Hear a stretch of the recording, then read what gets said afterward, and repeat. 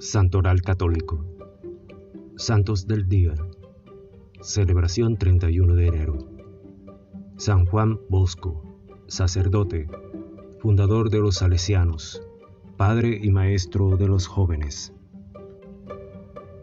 Un propósito firme y constante, llevar el mayor número de almas al cielo.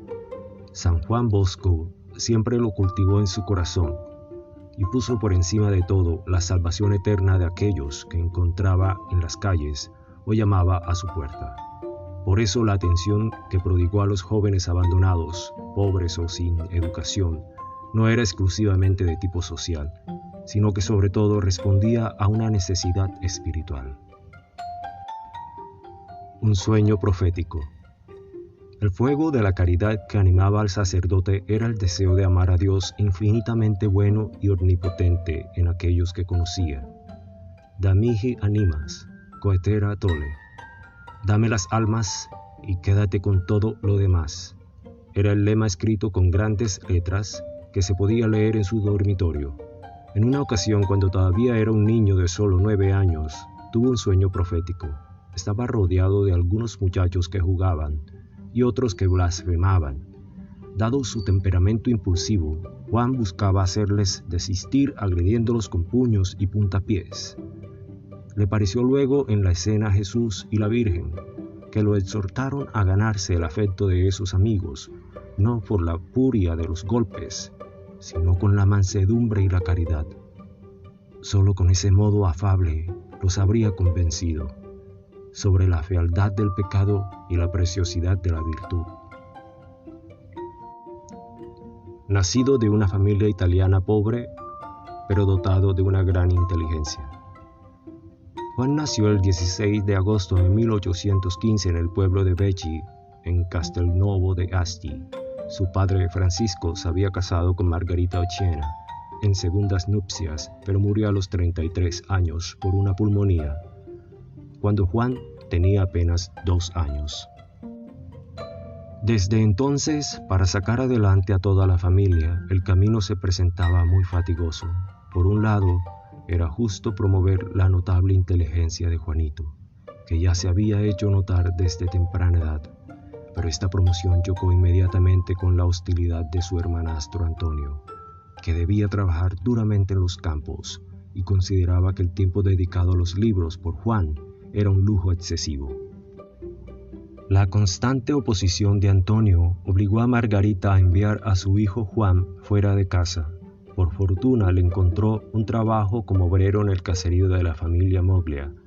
Después de haber recibido su primera comunión, Juan sintió que debía atraer a muchos de sus compañeros a encontrar a Jesús.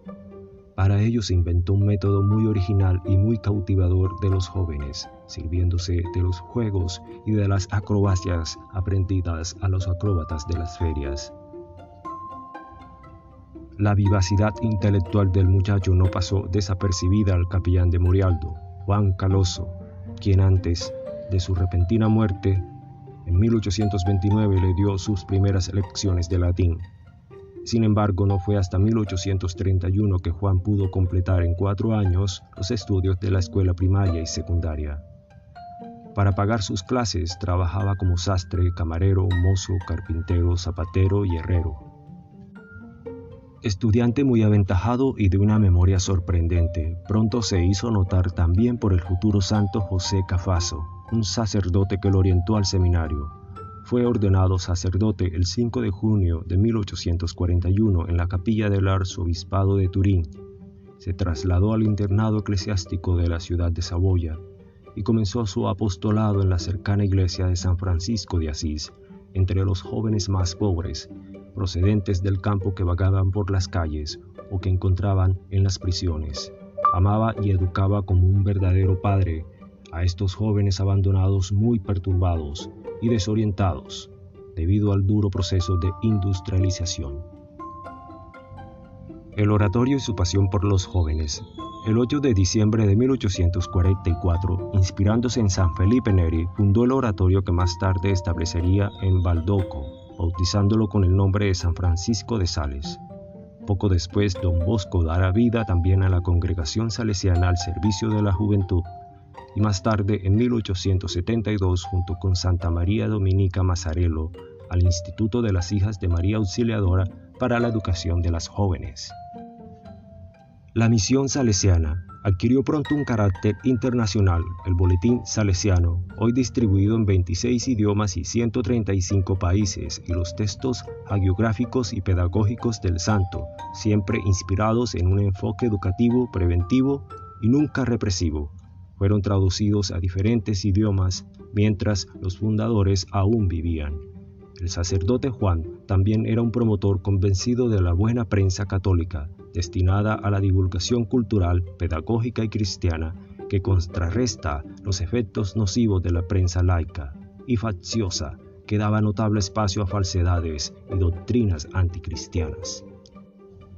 Formar ciudadanos honestos y buenos cristianos.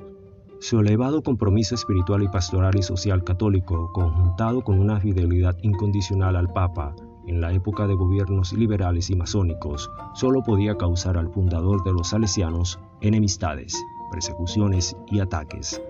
Sin embargo, fue tal la estima que se ganó en la opinión pública por su labor educativa, que en más de una ocasión fue elegido como mediador entre el Estado y la Santa Sede.